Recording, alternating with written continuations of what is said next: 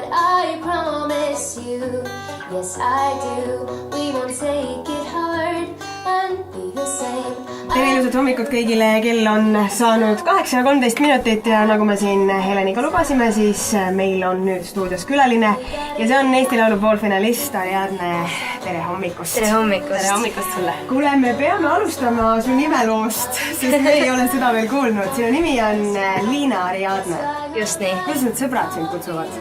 Pigem ikka Liina. Liina. Ariadneks kutsuti mind tavaliselt kodus, kui ma olin millegiga hakkama saanud. See on see vana hea. See on see spetsiaalne nimi. Aga kas Ariadne on tegelikult Kreeka mütoloogiast veel pärit? Tõsi. Sa olete selle saanud ikkagi täitsa sealt kaudu, et sellel on mingi sügav Mul Ariadne oli vanaema nimi. Aa. Mu ema otsustas tema järgi mulle nime panna. Ei vaata, kui hea kohe artisti nimi niimoodi super artisti nime. Mina arvasin küll ja ma arvan, et päris paljud inimesed arvavad, et see on sul võetud niimoodi mõeldud. Jaa, just.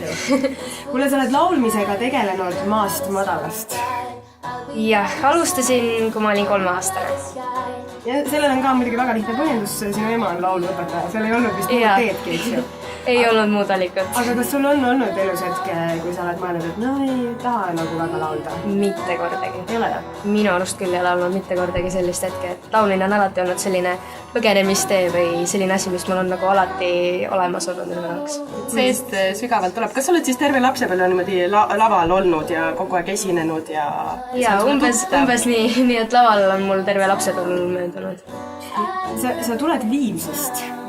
See on päris suur koht. Ma olen muuseas ise sind ka esinemas kuulnud ühe kooliürituse raames.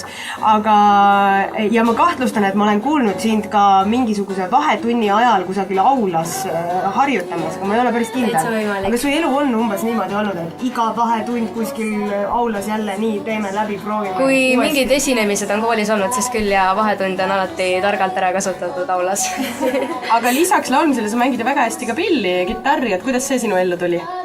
No, kas nüüd väga hästi, et ajab asja ära, aga... No siiski ma ütleksin, et iga kord, kui ma näen, et keegi laulab ja mängib pilli samal ajal, siis ma olen, yes, lõpuks ometi keegi jälle juures. Jaa, ei, kitarriga ma mõtlesin, et tahaks ennast ise kuidagi saata ja trompet, mis ma muusikakoolis õppisin, et see kuidagi ei vedanud välja laulmisega samal ajal, nii et tuli see kitarr kuidagi endal selgeks õppida.